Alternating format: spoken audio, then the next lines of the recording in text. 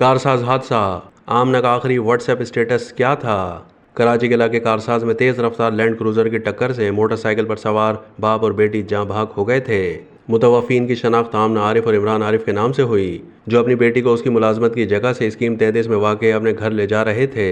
हादसे में जाँ भाग होने वाले इमरान आरिफ मोटरसाइकिल पर बच्चों के चिप्स और पापड़ सप्लाई करते थे और आमना आरिफ उनके 3 बच्चों में सबसे छोटी बेटी थी। आमना ने कराची यूनिवर्सिटी से तालीम हासिल करने के बाद 2 साल पहले नौकरी शुरू की थी और इकरा यूनिवर्सिटी से बिजनेस डिग्री मुकम्मल होने के करीब थी।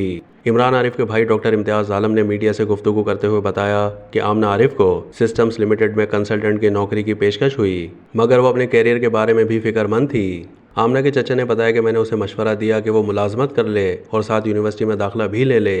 वो दिन भर दफ्तर में मसरूफ़ रहती और शाम में पढ़ाई करती। उसका मास्टर मुकम्मल होने के करीब था। 17 सितंबर को एक इंटरव्यू था जिसके बाद उसे डिग्री मिल जाती। उनका कहना था कि आमना बहुत पुरजोश थी कि डिग्री मिलने के बाद तरक्की मिल जाती और तनख्वाह 1 लाख रुपए से ज़्यादा हो जाती, जिससे घर के माशी हालात में बेहतरी आती। आमना अपनी यूनिवर्सिटी के अखराजात खुद उठाती थी। बैचलर के बाद उसने अपने वालिद से ज़ाती अखराजात के लिए पैसे नहीं लिए, बल्कि अपनी तनख्वाह घर पर खर्च करती थी। उसने ही घर का रंग और रोगन करवाया था। आमना आरिफ के साथ काम करने वाले साथियों ने बताया कि आमना आरिफ बहुत मेहनती और लायक थीं। उनको अपनी डिग्री का बहुत इंतज़ार था और वो खुश थीं कि उनको डिग्री मिलने के बाद तरक्की मिल जाएगी। हादसे में जाँ भाग होने से चंद घंटों पहले आमना ने अपने व्हाट्सएप स्टेटस अपडेट किया था, जो आखिरी साबित हुआ और इसका स्क्रीनशॉट सोशल मीडिया पर वायरल हो गया।